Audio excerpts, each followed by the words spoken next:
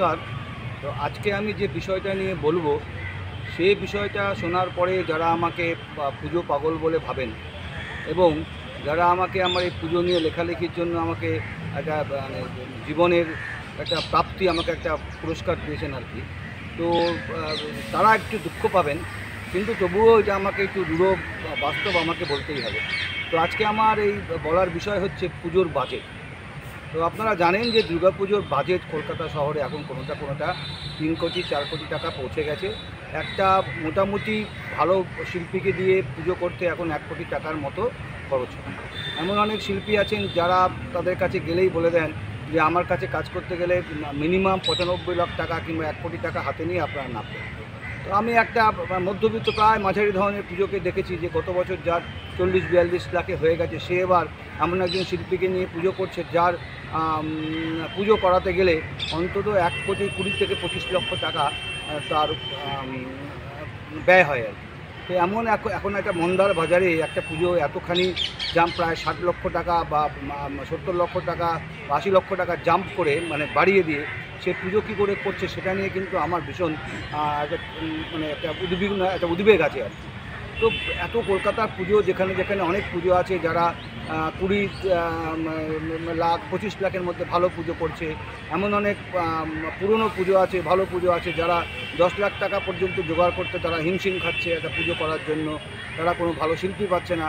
তাদের কি করে এক একজন পুজো কমিটি এত এত টাকা করে খরচা করছে বললেই পরে, যারা পুজো কমিটিকে বললে পরে তারা বলে যে না, এই টাকাটা তো অর্ধেকটাই প্রায় অধিকাংশই যায় যারা প্রান্তিক মানুষ, যারা পুজোর সময় কাজ করেন গ্রামেগঞ্জে, যারা সারা বছরটা পুজোর দিকে চেয়ে থাকেন, যেমন বিভিন্ন কারুশিল্পী কিংবা বিভিন্ন ধরনের যারা এই ডেকোরেটরের লোক, অন্য লোক। কিন্তু আমার খুব একটা সন্দেহ আছে যে এই যে এত টাকা করে খরচা হয়, প্রায় কোথাও 1.5 কোটি, কোথাও 2 কোটি, কোথাও তার থেকেও বেশি, সেইটা কতটা সেই প্রান্তিক মানুষের কাছে যায় সেটা নিয়েও কিন্তু আমার একটা সংশয় আছে। আসলে আমি পুজো নিয়ে এত লিখেছি, একদম থিম পুজো থেকে শুরু থেকে আমি এই মানে পুজো নিয়ে লিখছি। থিম পুজোর একটা প্রথমে যেটা যখন তৈরি হয় তখন তার একটা কনসেপ্ট ছিল যে সস্তায় ভালো পুজো।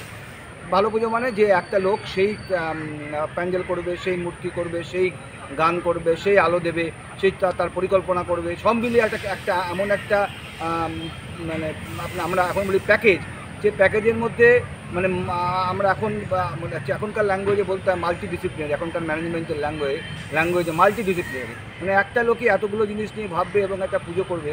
তাতে কী হয় যে বিভিন্ন জায়গায় যে খরচাটা সেটা অনেকটা কম হয় এবং পুজোর বাজেটটা কমে আসে। এবার প্রথম যখন কলকাতা শহরে এই থিম পুজো শুরু হয় তখন কিন্তু তাদের বাজেটটা এমনি যখন সাধারণ পুজো হয় সে বাজেটের থেকে কিছুটা কমই বা তার কাছাকাছি ছিল।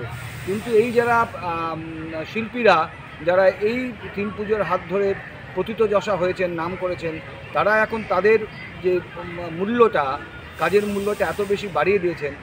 সত্যি ভালো যে কাজ হচ্ছে না তা বলবো না, কিন্তু পুজো এখন বড় বেশি যান্ত্রিক হয়ে গেছে। একটা আগে যেমন একটা পুজোর মধ্যে একটা ভক্তিভাবটা বেশি ছিল, এখন যান্ত্রিকতা এত বেশি চলে এসছে। লোহা লক্কর, সে চাকা ঘুরছে, ঘর আওয়াজ হচ্ছে, মানে নির্ঘোষটা বেশি, কিন্তু পুজোয় যে আচারটা সেটা অনেকটা কম। সুতরাং এই পুজো নিয়ে আমাকে যতই লোকে পুজো পাগল বলুক, আমি তো পুজোর যেগুলো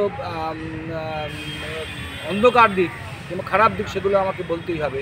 এবং ছোটো পুজো যারা অনেকে আছে যারা কোনো রকমে পুজো করছে কিন্তু নিষ্ঠার সঙ্গে পুজো করছে, তারা আমাকে মাঝে মাঝেই বলেন যে আপনি কিছু বলেন না কেন পুজো নিয়ে, এই যে এত বাজেট বাড়ছে। তো সেই তাগিদ থেকে মোটামুটি আমি একটা এখন এই যে ঠিক করলাম যেটা নিয়ে বলবো। যাদের ভালো লেগেছে তারা লাইক করবেন, যাদের খারাপ লেগেছে তারা কিন্তু অবশ্যই কমেন্ট করবেন। ভালো থাকবেন, নমস্কার।